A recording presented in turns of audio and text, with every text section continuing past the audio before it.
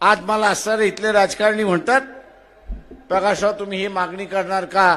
म्हटलं आपण सत्तेवरती आलो तर कायदा आपण बदलला पाहिजे आणि बाजार समितीतले डायरेक्टर जे आहेत, बाजार समितीतले डायरेक्टर जे आहेत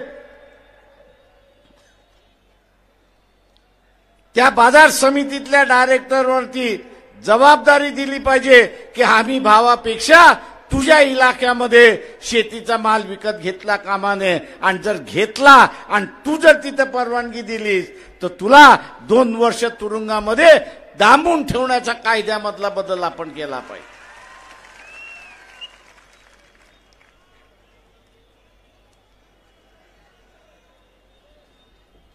आज इथले सत्ताधारी म्हणतात आहेत, विरोधकही म्हणतायत तुम्ही आपला अजेंडा ठेवत चाललाय. म्हटलं मला जो दिसतोय तो अजेंडा मी ठेवतोय.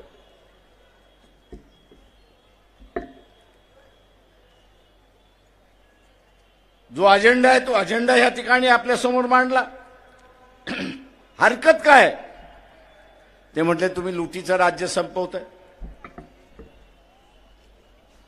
म्हटलं लुटीचं राज्य संपलं की लोककल्याणाचा कार्यक्रम सुरुवात होतो. म्हटलं त्याच्यामध्ये तुम्हाला अडचण काय?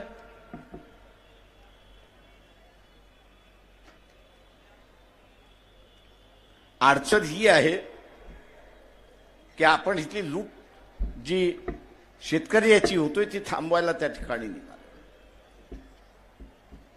मी इथल्या असणाऱ्या कापसाच्या शेतकऱ्याला आव्हान देतो. इथे 12,000 क्विंटल कापूसाचा भाव गेला होता की नव्हता? त्यावेळेस हे जे शर्ट तुम्ही विकत घ्यायला गेलात त्याचा भाव वाढला होता का? नाही. आज पुन्हा असणारा कापसाचा भाव 6.5 7 पर्यंत आलेला आहे.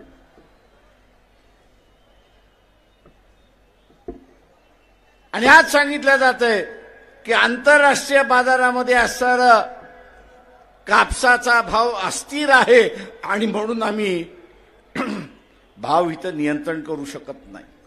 मान्य आहे, तुम्ही भाव नियंत्रण करू शकत नाही. पण पणन महासंघ ज्यावेळेस होतं, पणन महासंघ ज्यावेळेस होता त्यावेळेस शासन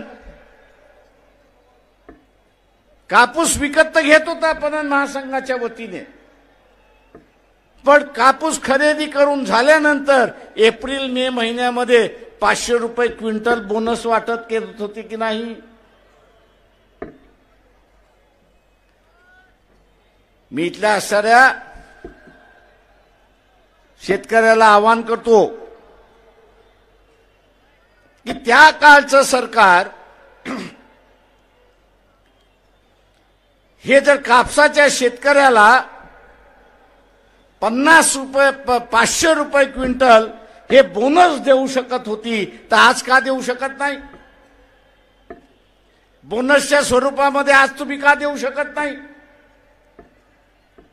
सगळ्यात मोठं दानत पाहिजे देण्याची. सगळ्यात मोठी जी आहे ती दानत पाहिजे त्या ठिकाणी देण्याची. पण ज्याला सत्तेवरती आपण बसवलेला आहे तो लुटारू आहे हे आपण असणारा लक्षात घ्या. तो लुटारू आहे.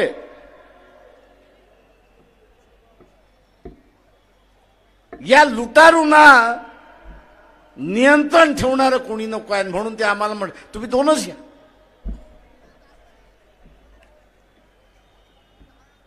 आम्ही त्यांना म्हटलं तुम्ही 2 देणार म्हणजे आम्हाला पाडून टाकणार. मित्रो, जुन्या काळी बाबासाहेबांनी स्वातंत्र्याच्या अगोदर इथल्या हिंदू मुसलमानाचं राजकारणाचं अत्यंत चांगलं वर्णन केलं. अत्यंत चांगलं वर्णन केलं. त्या वर्णनाचं स्वरूप काय होतं? त्यांनी असं म्हटलं की मुसलमानाचं राजकारण असं असायचं की हिंदूंची चोटी आपल्या हातामध्ये राहिली पाहिजे. मुसलमानाचं राजकारण कसं असायचं की हिंदूंची चोटी हे आपल्या हातामध्ये राहिली पाहिजे. आणि हिंदूंचं राजकारण काय असायचं की मुसलमानाची दाढी ही आपल्या हातामध्ये असली पाहिजे.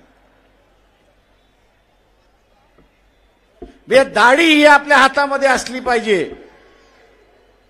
म्हणजे एक जण नियंत्रित होत गेला ते एकाने चोटी खेचायची आणि दुसऱ्याने दाढी खेचायची आणि त्याला जागेवरती आणायचं. आम्ही सुद्धा इथल्या असणाऱ्या सत्ताधाऱ्यांना म्हणतोय की आम्ही सुद्धा हेच वॉचटॉक करणार आहोत की लुटारूंचं सरकार फार काळ चालणार नाही. इथल्या असणाऱ्या शेतकऱ्याचं न्याय हक्क मिळाला पाहिजे तेवढाच फक्त त्या ठिकाणी बघू. मी इथल्या शेतकऱ्याला आवाहन करतोय, युती झाली फार चांगली. आम्ही म्हणतो युती झाली पाहिजे, पण जेलच्या भीतीने युती झाली नाही. उद्याच्या जेलच्या भीतीने युती झाली नाही. आपण वंचितच्या पाठीमागे उभे राहा, वंचितला सत्ता द्या. जुना असताना 500 रुपये क्विंटल बोनस देण्याचं जे धोरण होतं, 500 रुपयाचं बोनस देण्याचं जे धोरण होतं ते पुन्हा लागू केल्याशिवाय राहणार नाही. हे आपण असणारा लक्षात घ्या.